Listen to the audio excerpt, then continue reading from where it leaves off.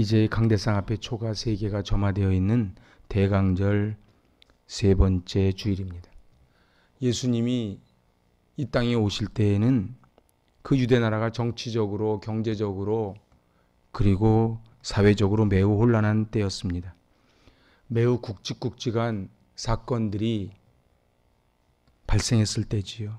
만일 그때 신문이 있었다면 헤롯 왕 재혼하다, 시저 임금 세금 인상에서 서민들의 삶이 어려워졌다, 여리고에서 강도가 출현했다, 빈부의 차가 날로 격심해지고 도초의 농민들이 봉기를 일으킨다, 셀로 땅원들이 로마 군인과 충돌해서 약 100여 명이 사망했다, 이런 뉴스들이 아마 신문을 도배했을 것입니다.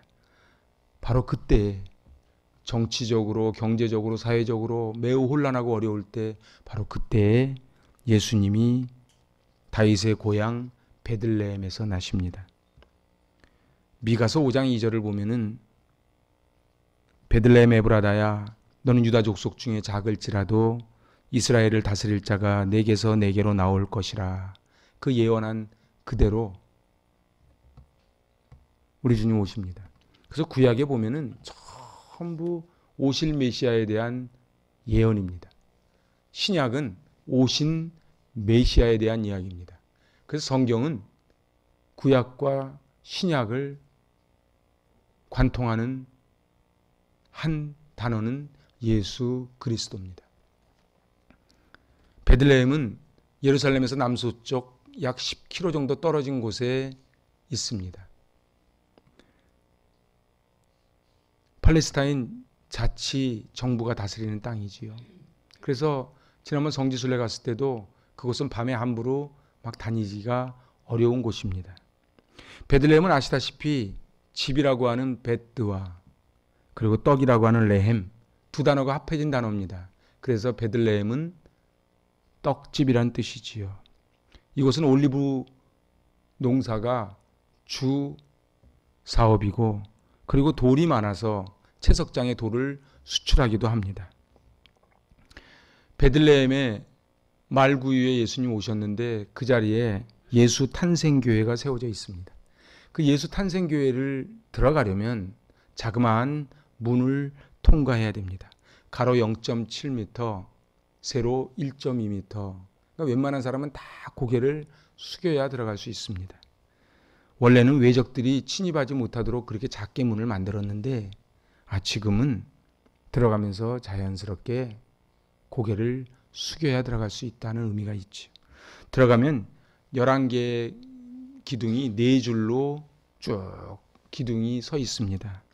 그리고 이 제단 아래 예수님이 탄생한 그 동굴이 있는데, 산이니까 동굴이 얼마나 많았겠습니까? 그 동굴에 53개의 은등잔이 붙어 있습니다. 그리고 예수님 이제 그 주변에는 14개의 광채가 있는데 그것은 바로 우리 마태복음 1장에 있는 예수님의 족보를 상징합니다. 아브라함에서 다윗까지 14대, 다윗에서 바벨론까지 14대, 그리고 바벨론 포로 이후에 예수님까지 14대, 상징하는 것이 14개. 그리고 별 주변에는 라틴어로 이렇게 쓰여져 있습니다. 여기에서, 바로 이 자리에서 예수 그리스도가 동정녀 마리아에게서 태어나셨다, 그렇게 기록이 되어 있습니다. 정치적으로 억압받던 시대에, 그 경제적으로 굉장히 곰핍하던 시대에, 사회적으로는 굉장히 불안정한 시대 때 바로 그때에 예수님이 태어나셨습니다. 예수님은 이르지도 않고 느리지도 않고 바로 하나님의 타이밍에 맞춰서 예수님이 탄생하셨습니다.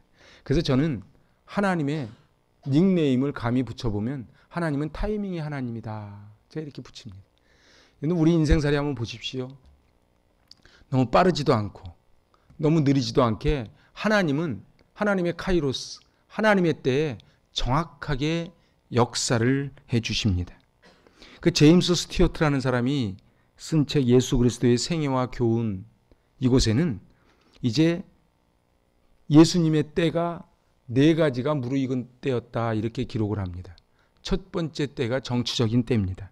이때 팍스 로마나, 바로 로마에 의한 평화로 군합발이 강제의 평화를 이루고 있을 그때에 바로 예수님이 오셨죠.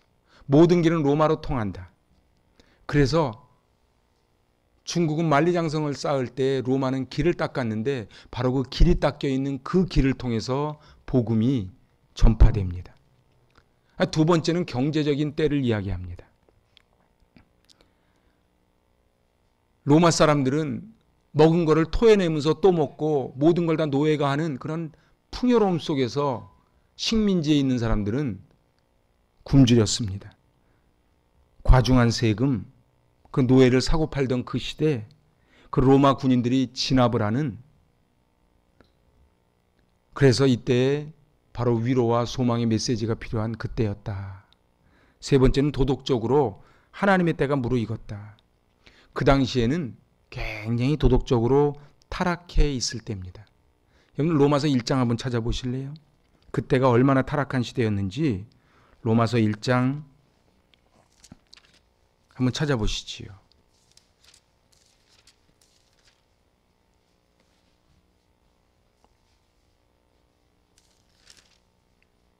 21절로 25절까지의 말씀입니다. 하나님을 알되 하나님을 영화롭게 하지도 아니하며 감사하지도 아니하고 오히려 그 생각이 허망하여지며 미련한 마음이 어두워졌나니 스스로 지혜 있다 하나 어리석게 되어 썩어지지 아니하는 하나님의 영광을 썩어질 사람과 새와 짐승과 기어다니는 동물 모양의 우상으로 바꾸었느니라.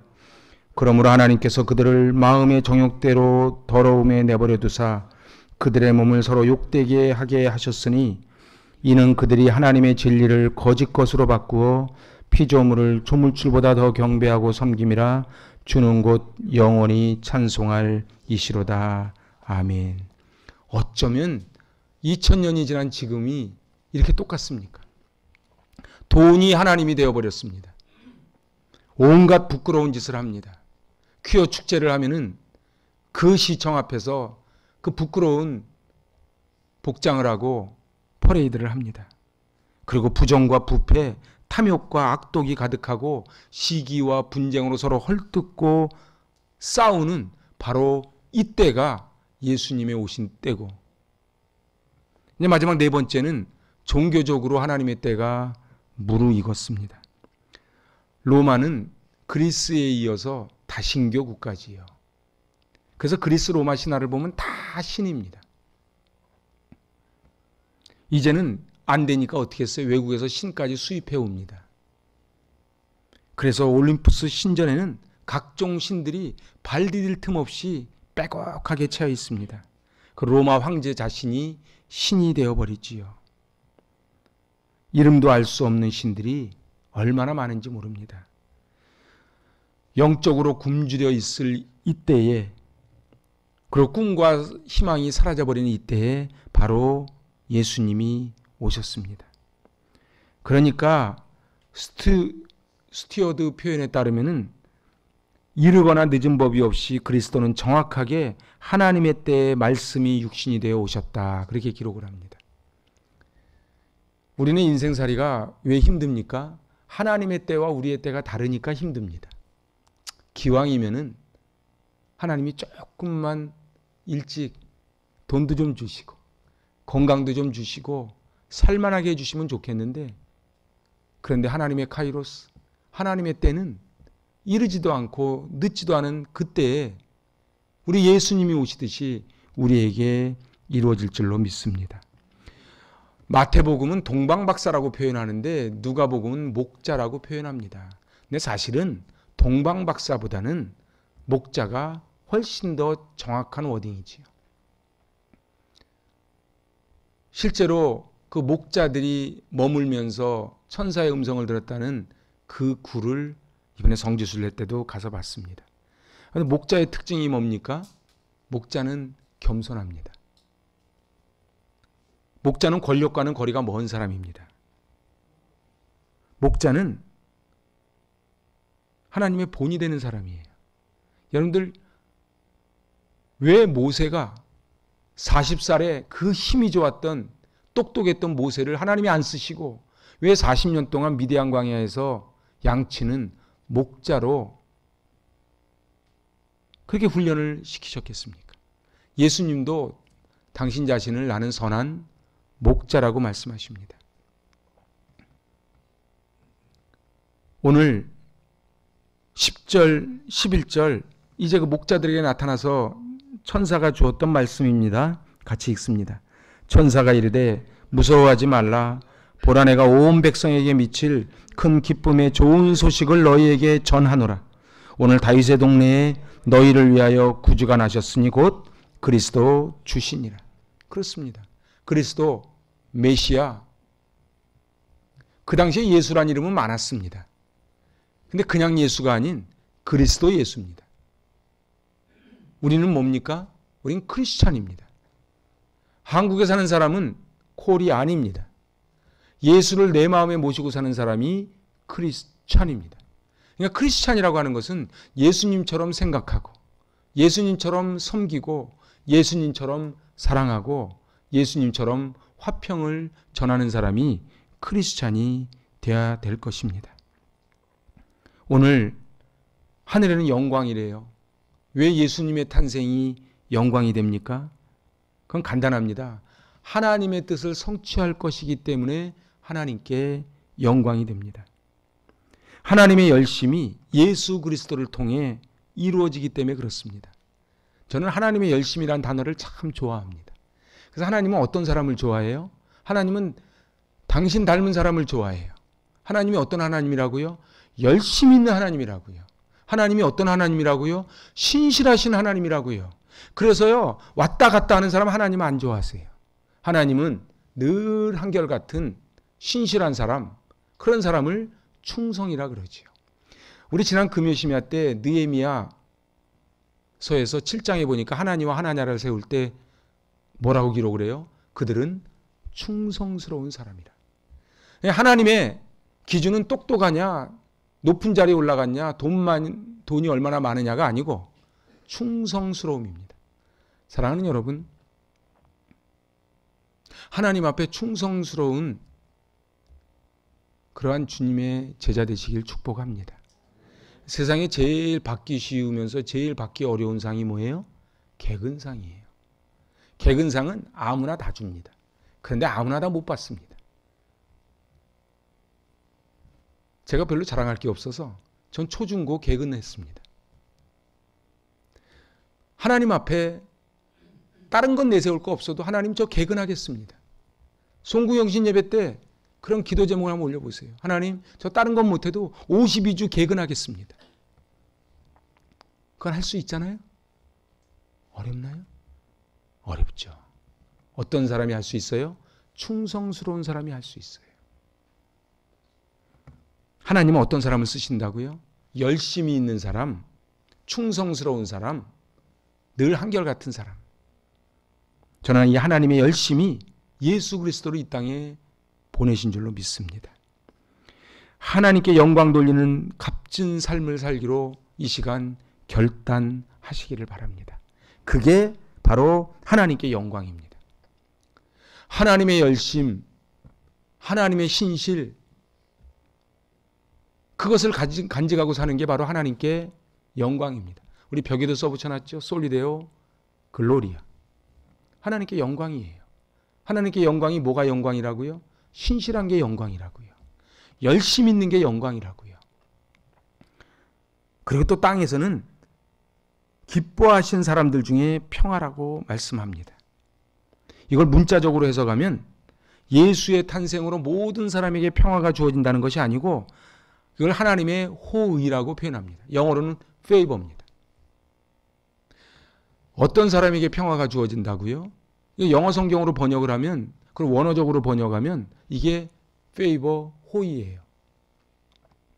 그래서 14절을 세 번역으로 번역을 하면 땅에서는 주님께서 좋아하시는 사람들에게 평화로다 이렇게 표현해요. 그게 이제 원어를 표현한 거예요. 그러니까 한글 성경에서는 이게 잘 안 나와요. 여러분들 보세요. 하나님은요, 우리 주님이 오셔서 평화로다 하늘 위에서 내려오네. 그런데 그 평화를 다 맛보는 게 아니고 어떤 사람이 맛본다고요? 주님께서 좋아하시는 사람. 그게 성경 번역이에요. 주님께서 좋아하시는 사람. 그러니까 하나님 앞에 호의를 베푸는 거예요. 사랑하는 여러분, 하나님 앞에 하나님이 좀 좋아하는 사람이 됐으면 좋겠어요. 하나님은 공평하신 하나님이라 그러잖아요. 그죠? 공평하신 하나님은. 근데 제가 여러분에게 여쭤봅니다. 정말 하나님은 공평하십니까? 정말 아멘입니까? 삶은 깻묵처럼 살아도 똑같이 은혜를 주십니까? 뿌린 대로 거둡니다. 그 얘기는 안 뿌리면은 못 거둔다는 얘기예요. 왜 그 수많은 사람 중에 들판에서 양을 치던 목자들에게 나타나셨을까요? 예수님의 부활 소식은 예수님을 3년 동안 따라다닌 12제자가 아닙니다. 마리아와 여인들입니다. 왜 공평하게 모든 사람에게 알려주셔야지 왜 마리아와 몇몇 여인들에게 나눠주십니까? 하나님은 공평하지 않습니다. 하나님은 특별히 좋아하는 사람, 호의를 가진 사람들에게 나타나십니다. 그 호의를 가진 사람, 하나님이 좋아하시는 사람이 어떤 사람이에요? 겸손한 사람이에요. 그건 틀림없는 사실입니다. 그래서 성경은 말합니다. 교만은 패망의 선봉이고 겸손은 존귀의 앞잡이라. 우리 주님이 마가복음 10장 45절에서 뭐라고 말씀하세요? 인자는 섬김을 받으러 온 것이 아니고 섬기러 왔다 이렇게 말씀하세요. 근데 교회를 적어도 다닌다. 그러면은 섬기기를 즐겨하시기 바랍니다. 목에 힘 주면은 부러집니다. 하나님이 복을 안 줍니다. 직분을 받고 교회에서 어떤 큰 일을 해도 교만하면 하나님은 쓰지 않습니다. 그리고 그 상급이 어디로 가는 줄 아십니까? 자녀들에게 흘러갑니다. 이거는 무서운 말입니다. 그러니까 하나님이 호의를 베푸신다. 그거는 어떤 사람이에요? 죄를 회개하는 사람. 어떤 사람이 죄를 회개해요? 겸손한 사람이 죄를 회개해요. 그래서요, 누가 뭘 부탁했을 때, 아, 예. 사도 바울이 그랬지요. 베드로가 배를 버려두고 나를 따르라 했을 때, 예, 그런 거예요. 어느 때 이게 가능해요? 겸손할 때 가능합니다. 하나님은 어떤 사람을 좋아하세요? 겸손히 기도하는 사람을 좋아하세요. 이걸 한마디로 줄이면 회개하고 겸손하게 기도하는 그 사람을 하나님은 좋아하세요. 여러분 보세요. 학교 다닐 때 그럽니다. 시험을 잘 보는 비밀은 선생님이 수업 시간에 강조하는 거를 하래요. 근데 꼭 선생님이 얘기한 거 안 하고 엉뚱한 거 하고 선생님은 이상한 데서 문제 낸다 그런다. 선생님이 수업 시간에 강조하는 게 있거든. 여러분도 오늘 하나님이 계속 강조하시는 게 뭐예요? 그게 겸손이에요. 그게 하나님의 호의를 베푸는 자라 그렇게 말씀합니다. 그런데 하나님은 공평하신 하나님입니다. 왜냐하면 하나님이 공평하지 않다면 우리 이 자리에 앉아있지 못하기 때문에 그래요. 우리가 이 자리에 자격이 있어서 앉아있는 게 아니거든요. 뭐 옛날에 어떤 사람이 국회의원들한테 전화를 돌렸대지요. 나는 너의 과거를 알고 있다. 그러니까 통장으로 입금이 되더래네요. 저는 돈이 없으니까 누가 전화 와도 별로 겁날 건 없는데 여러분들 보세요. 왜 돈을 넣겠습니까? 요즘은 무슨 캐비넷 얘기를 하대요. 청문회를 하면은 온전한 사람이 없어요. 이번에 뭐 해양수사부 장관 보니까는 뭐 음주에다 폭력에다 막 나오더라고. 아, 그분이 나중에 몇십 년 후에 장관 청문회에 올 줄 알았으면 안 그랬겠죠. 근데 어디 그분만 그러겠습니까? 우리 다 그렇습니다. 근데 공평하신 하나님이 하나님의 범주 속에 우리를 포함시켜 주셨다는 거예요. 그래서 그것이 공평입니다. 하나님이 호의를 베푸실 만한 쪽으로 기울여져야 하나님과 화목하게 됩니다. 그래서 우리 예수님 말씀하십니다. 평강을 너에게 주노라. 그런데 예수님이 오시면 특징이 뭡니까? 안에 평화가 옵니다. 평화로다 돈에서 나온 애가 아니에요. 평화는 하늘에서 내려와요. 제가 기도하는 거는 이 예배 시간에 물만 먹고 가지 마시고 예배 시간에 하나님이 위에서 내려부어 주시는 그 평화를 꼭 맛보실 수 있기를 바랍니다. 맛본지 안 맛본지 저는 딱 보면 압니다. 옛날 개그맨 말처럼 척 보면 압니다. 뭘 보면 아는 줄 아세요? 얼굴 보면 압니다. 그래서 은혜 받는 사람은요, 얼굴이 달라요. 아니요, 은혜 받으면 얼굴이 달라져요. 싸움 딱 됐던 사람이 성전에 들어와서 예배 드리면은 나갈 때 순한 양이 돼서 나가는 거예요. 그런데 예배를 들어올 때 싸움 딱이었는데 나갈 때도 싸움 딱이다. 그분은 예배를 안 드린 거예요. 예배를 본 거지 그냥. 사랑하는 여러분, 하나님의 호의는 곧 하나님과 화목케 하는 은혜가 옵니다.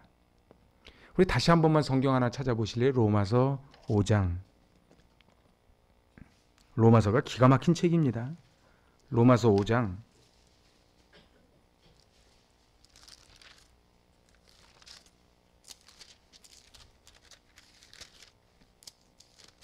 로마서 5장 5절로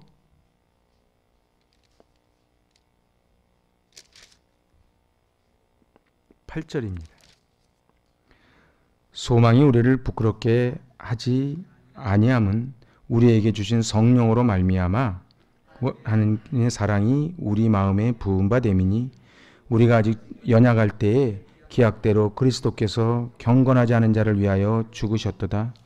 의인을 위하여 죽은 자가 쉽지 않고 선인을 위하여 용감히 죽는 자가 혹 있거니와 우리가 아직 죄인 되었을 때에 그리스도께서 우리를 위하여 죽으심으로 하나님께서 우리에 대한 자기의 사랑을 확증하셨느니라. 아멘.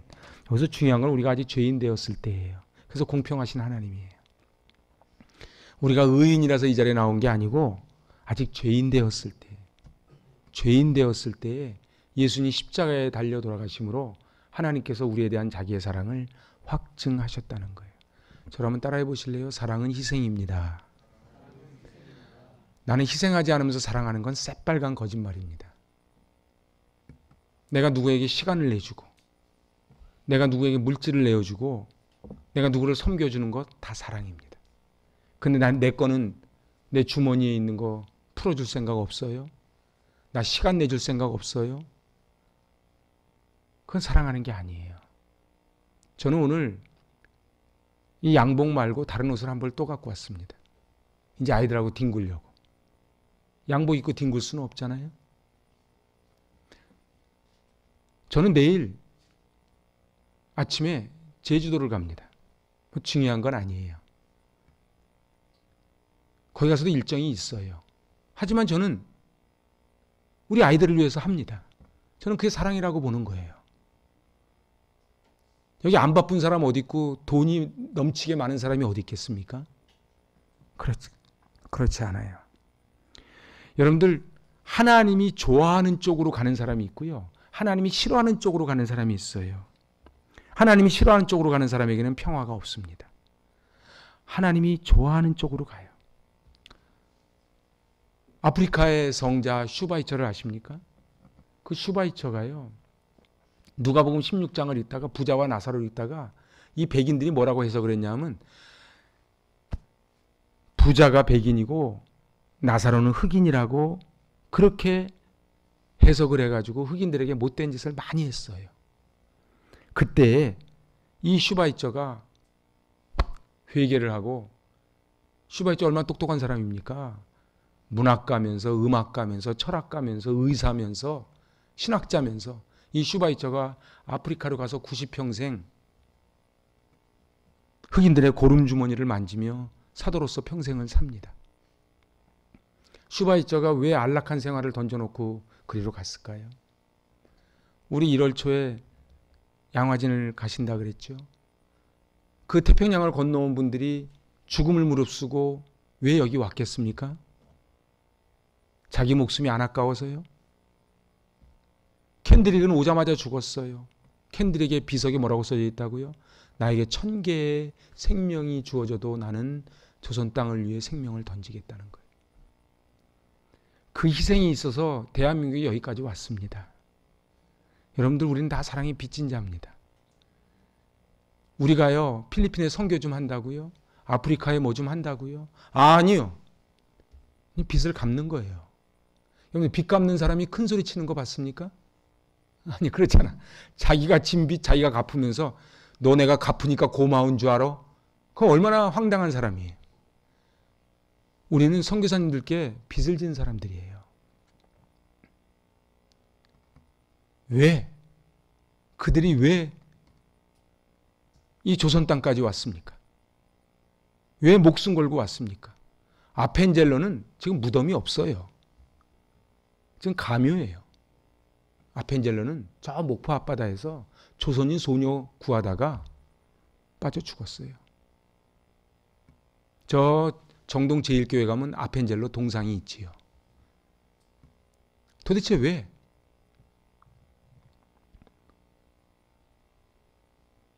저 어렸을 때는 김찬삼 여행기라는 게 있었습니다.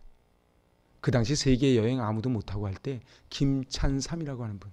저 영종도 가다 보니까 그분 박물관이 하나 있더라고요. 그분이 슈바이처 박사를 만납니다.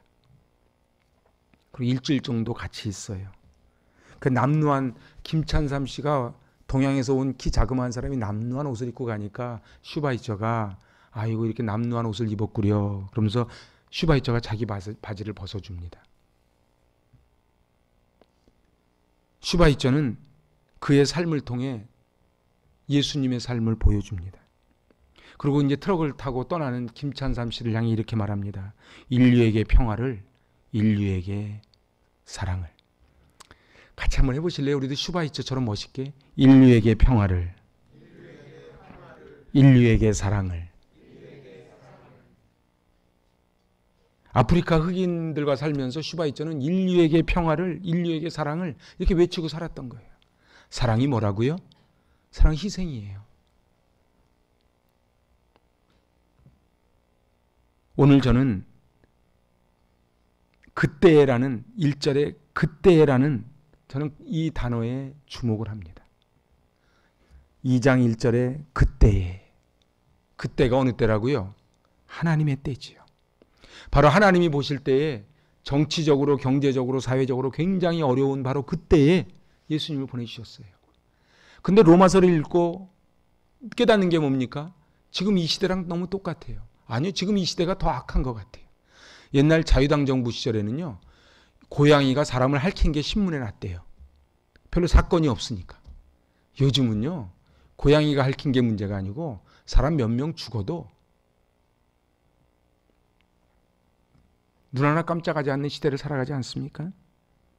여러분들 하나님의 호의, 하나님의 페이버 좀 받았으면 좋겠어요. 천국은 침노하는 자의 것인데요. 교회 나온다고 똑같이 신앙생활하는 게 아닙니다. 왜 교회 생활 10년 했는데 믿음이 성장 안 하냐고요? 하나님이 기뻐하시는 걸 안 하거든. 하나님이 기뻐하시는 게 뭐라고요? 겸손한 거라고요. 그래서요, 이번에 태국 가니까는 그 목사님이 그 얘기를 해주시대. 저도 또 다 들은 얘기지만 처음 듣는 것처럼 또 들었어요. 어제 결혼식장 갔더니 그 얘기를 또 하더라고. 옛날 태국 잠농이라는 태국 시장이 있었죠. 잠농 시장이 있었고요. 태국 경찰서장하고 쿠데타가 나서 싸움이 붙었대요. 지금 국왕 말고 옛날 국왕. 국왕 자리는 높거든요. 너희 둘이 들어와라. 국왕한테 들어올 땐 다 무릎 꿇고 들어온대요. 이렇게 싹 켜서. 우리도 교회 그렇게 들어올까요? 이렇게 싹 켜서. 이게 들어왔는데 왕이 야, 밥 내와라. 그러니까는 왕에게 밥 차려주고 그 잠농하고 경찰서장 밥을 한 상씩 차려줬대요. 야, 밥 먹자. 밥을 먹었대요. 그리고 국왕이 딱 한마디 했대요. 너희는 형제다. 저도 그런 말 할 줄 알아. 너희는 형제다. 딱 그 말 한마디 하고 그냥 가 그랬대. 그랬더니 그 다음날 잠농이 사임했어요. 왜냐하면 형제끼리 싸우는 거는 콩가루 집안이야. 그래서 왕이 너희는 형제다. 그 말 듣고 사임했대. 여러분들 뭘 느끼십니까? 아니 그 불교 나라 태국에서도요 왕이 우리 형제다. 그러면 사이만 한 거예요. 안 싸우는 거예요. 근데 우리 하나님은 화평이신지라. 그게 무슨 소리예요? 너희끼리 평화롭게 지내라. 그 소리 아니겠어요? 그래도 싸우면 어떻게 돼요? 하나님이 국왕보다도 못한 거지. 어떻게 하면 복을 받냐고요? 간단합니다. 하나님의 호의. 하나님이 좋아하는 사람이 되면 되는 거예요. 그래서 오늘 제가 세 번역 읽어드렸잖아요. 하나님이 좋아하는 사람들에게 평화로다. 그 평화는 아무에게나 오는 게 아니에요. 교회 다닌다고 평화 오는 게 아니에요. 교회 밖에 사람은 아예 논외고요. 이미 교회 다닌다고 평화가 옵니까? 교회 다니면서 싸움닭들이 얼마나 많은데요. 다른 교회. 여러분들 보세요. 진짜 평화가 오는 거는요. 하나님이 좋아해야 돼요. 하나님이 좋아하는 분들이 됐으면 좋겠어요. 저도 제 소원은 하나님께 잘 보이는 거예요. 그래서 하나님이 좋아하는 목사가 됐으면 좋겠어요. 그냥 제가 큰 소리 치고 너 내가 누군 줄 알아? 그리고 큰 소리 치는 목사가 아니고 예수님처럼 잘 섬기고 저는 오늘도 섬길 거예요. 그리고 예수님처럼 사랑하고 예수님처럼 화평하고 그렇게 살아가는, 그러면 하나님이 얼마나 이뻐하시겠어. 나를 닮았는데. 우리가 하나님 아버지 그러잖아요. 아버지 그러면 아버지를 닮아야 될 거 아니에요. 오늘 화평케 될 때 형통의 복이 이루어질 줄로 믿습니다. 영어 성경에 보면요. 하나님은 우리의 화평이라 그렇게 표현하십니다. 교회는 화평케 되는 곳입니다. 그래서 월화수목금토 세상에서 지쳤다가 교회 와서 평화를 맛보는 거예요. 여러분들 나는 내 마음 안 고쳐 먹을 거야. 나 그 인간 너무 싫어. 이거는 교회 오는 게 아니에요. 교회 와서는 무장해제하는 거예요. 그래서 하나님이 화평케 하셨으니 저도 화평케 되는 인생을 살기를 원합니다. 그래서 화평케 하는 자는 하나님의 아들이라 일컬음 받는 거예요. 오늘 제 말씀 마칠게요. 대강절 초가 3개 켜져 있습니다. 무슨 의미겠습니까? 우린 세상에 불을 밝혀야 돼요. 지난주에 여기 십자가 불이 나갔습니다.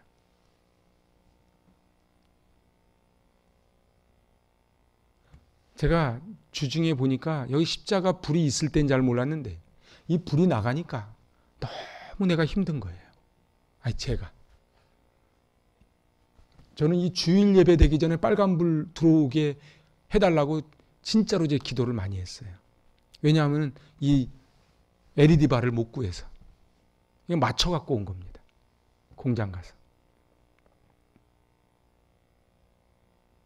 사랑하는 여러분, 하늘에는 영광, 땅에는 평화입니다. 하늘의 영광이 뭐라고요? 하나님을 영화롭게 하면 우리가 영화롭게 되는 거예요. 땅에는 평화예요. 평화는요, 우리가 하나님의 호의, 그래서 하나님 기뻐하는 사람이 되는 게 평화예요. 저에겐 소원이 있습니다. 그거는 하나님이 기뻐하시는 교회예요. 저에겐 소원이 있어요. 하나님이 기뻐하시는 가정이에요. 저에겐 소원이 있어요. 하나님이 기뻐하는 우리 자녀들 되는 거예요. 그래서 나중에 저 하늘나라 갔을 때 하나님이 물어보신다. 너 뭐 하다 왔냐? 제가 얼마나 열심히 한 줄 아세요? 그거 말고 하나님이 기뻐하는 일을 했냐? 하나님이 기뻐하는 일을 했냐? 하나님이 기뻐하는 일이 뭐겠어요? 생명 살리는 거지. 하나님이 기뻐하는 게 뭐겠어요? 다른 사람 섬기는 거지. 여러분들 하늘나라 갈 때까지 손에 지문이 안 남도록 잘 남을 좀 섬겨주시기 바랍니다. 내가 이렇게 아멘 적을 줄 알았어. 잘 섬기시기 바랍니다. 그래야 복이 와요. 그래야 평화가 와요. 왜 나에겐 평화가 없냐고요? 하나님이 안 기뻐할 일만 하니까 평화가 없는 거예요. 오늘 마지막 14절 읽고 오늘 말씀 마칩니다. 지극히 높은 곳에서는 하나님께 영광이요 땅에서는 하나님이 기뻐하신 사람들 중에 평화로다 하니라. 아멘. 하나님 아버지, 높고 높은 모자 버리시고 낮고 낮은 자리에 오신 주님, 이 깜깜했던 대한민국이 세계 10대 교육국으로 발전한 것은 목숨을 걸고 이 땅까지 건너온 선교사님들의 복음의 빚인 줄로 압니다. 저희들도 빚진 자로서 그 빚을 갚아오며 살게 하여 주시고, 우리 예수님이 그러하셨듯 저희도 이 땅을 섬기며 살아가게 하여 주시옵소서.